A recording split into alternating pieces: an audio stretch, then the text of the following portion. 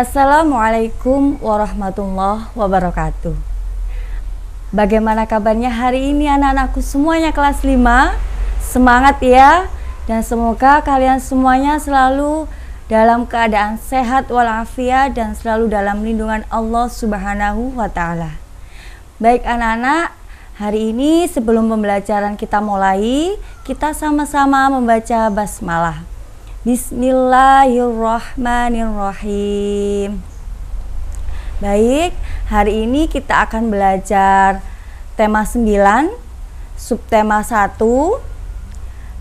letak geografis, dan subtema 2, yakni tentang kegiatan ekonomi masyarakat.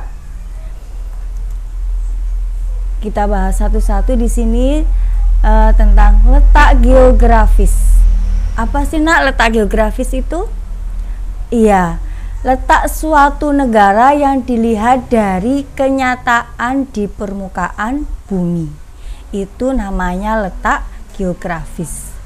Kemudian untuk Indonesia ini, menurut letak geografisnya itu terletak di antara 2 benua dan 2 samudra. Yakni benua apa nak? Benua Asia dan Australia.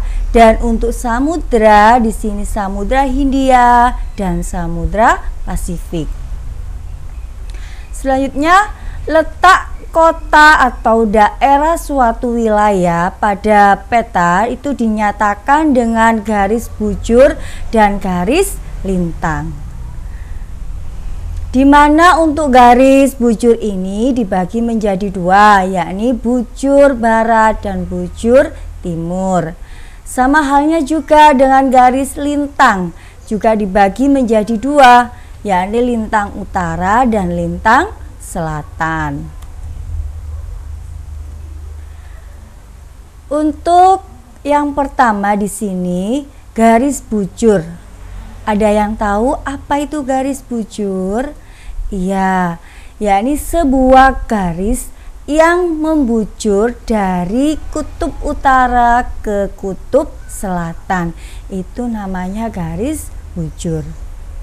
Dan untuk karakteristik garis bujur di sini, yang pertama, semua bujur ditarik dari utara ke selatan.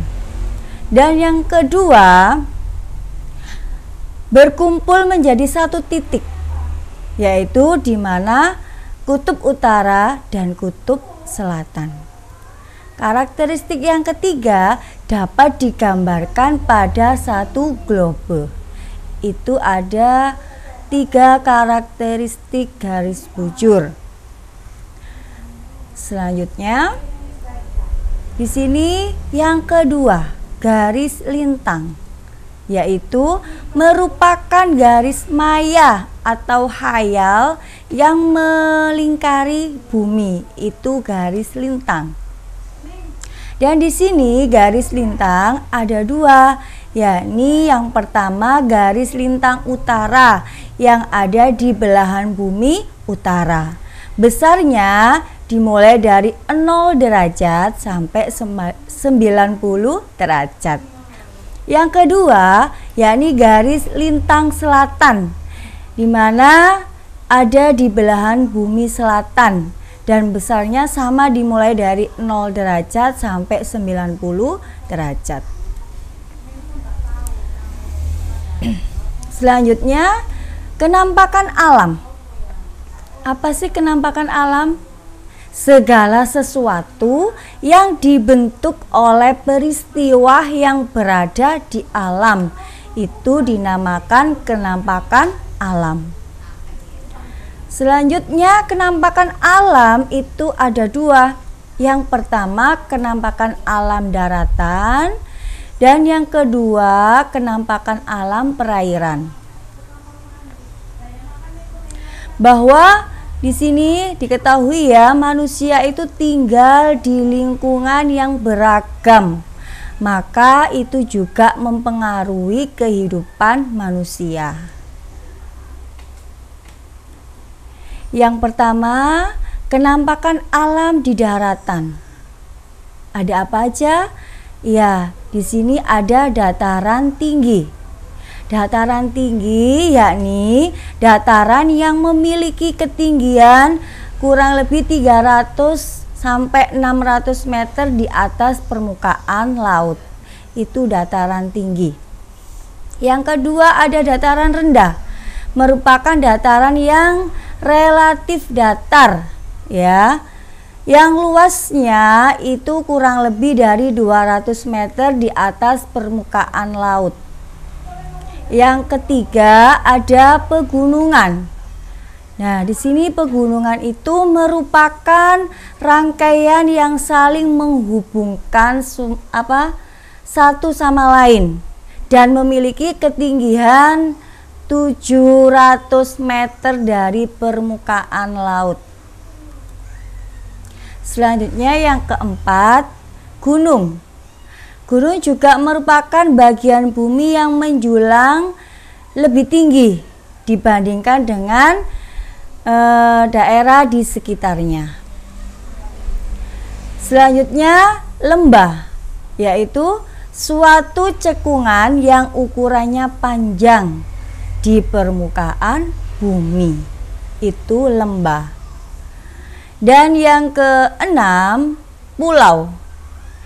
Apa sih nak pulau? Ada yang tahu? Iya, sebidang tanah di daratan yang ukurannya lebih kecil dari benua, itu namanya pulau. Dan yang terakhir, kenampakan alam di daratan, yakni bukit atau perbukitan, yakni kenampakan alam di permukaan bumi yang menyerupai sebuah gunung. Nah, itu bukit atau perbukitan. Selanjutnya yang kedua yakni kenampakan alam di perairan. Ada apa? Pertama, danau. Danau di sini merupakan permukaan bumi yang berupa cekungan di darat yang sangat luas dan digenangi oleh air. Itu namanya danau. Selanjutnya ada laut. Ya, laut ini juga merupakan bagian permukaan bumi yang luas serta digenangi air dan paling rendah. Yang ketiga ada rawa. Nah, rawa ini yaitu merupakan dataran rendah yang digenangi air baik untuk perikanan maupun perhutanan. Itu rawa. Selanjutnya teluk. Apa teluk? Teluk adalah perairan yang menjorok ke daratan dan ketiga sisinya itu berupa lautan. Selanjutnya ada selat. Selat yaitu wilayah perairan yang relatif sempit dan menghubungkan dua bagian perairan yang lebih besar. Dan yang terakhir ada sungai. Sungai yaitu merupakan aliran air yang besar dan memanjang yang mengalir terus-menerus dari hulu ke hilir. Itu namanya sungai. Nah, ini tadi beberapa kenampakan alam di perairan. Selanjutnya yang kita bahas hari ini kegiatan ekonomi masyarakat. Ya, ada berbagai usaha dalam kegiatan ekonomi masyarakat di Indonesia. Yang pertama, pertanian.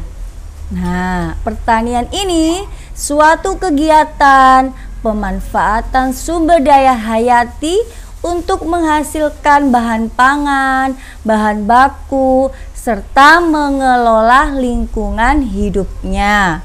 Ini yang dinamakan pertanian.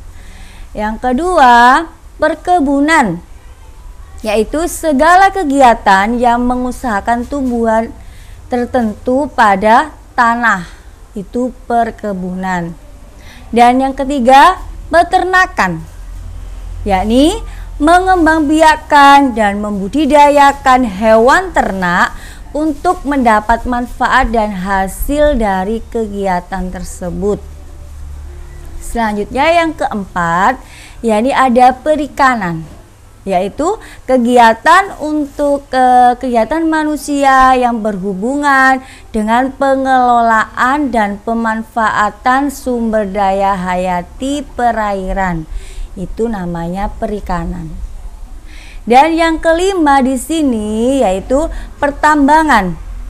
Usaha untuk mengolah atau memanfaatkan mineral demi kesejahteraan manusia. Selanjutnya yang keenam itu ada perindustrian. Apa nak perindustrian? Kegiatan yang mengubah bahan mentah menjadi bahan setengah jadi atau barang jadi. Itu namanya perindustrian.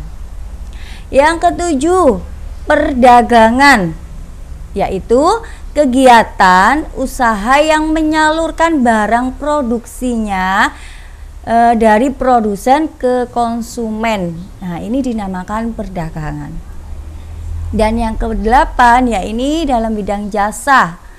Nah, suatu usaha yang menyediakan jasa bukan produk, ya, bukan produk benda untuk mendapatkan keuntungan. Selanjutnya di sini ada jenis-jenis usaha ekonomi yang dikelola sendiri maupun kelompok. Di sini yang pertama yakni kegiatan ekonomi yang dikelola sendiri atau perorangan. Dan yang kedua jenis usahanya yaitu dikelola kelompok, ya, secara bersama-sama. Contohnya apa untuk kegiatan ekonomi perorangan? Di sini yang pertama yaitu pertanian. Kemudian ada perdagangan dan usaha jasa dan industri kecil. Itu contoh jenis ekonomi perorangan. Yang kedua, jenis ekonomi kelompok, ya. Di sini yang pertama ada BUMS, ya. Ada firma, ada CV, ada PT, itu termasuk BUMS. Yang kedua, yakni contohnya BUMN. Ya, ada Perjan, Perum, dan Persero. Yang ketiga BUMD, dan yang keempat koperasi. Nah, itu tadi beberapa contoh jenis ekonomi kelompok dan perorangan. Oke anak-anak, untuk tugas kalian sekarang di rumah, yakni kalian kerjakan LKS evaluasi IPS, ya, ada di halaman 32 dan di halaman 60. Kalian cukup kerjakan di buku LKS, ya. Sekian dari Bu Guru untuk pembelajaran hari ini, semoga bermanfaat untuk kita semuanya. Dan jangan lupa selalu sholat 5 waktu dan istiqomah sholat duhanya. Sekian dari Bu Ririn, wassalamualaikum warahmatullahi wabarakatuh.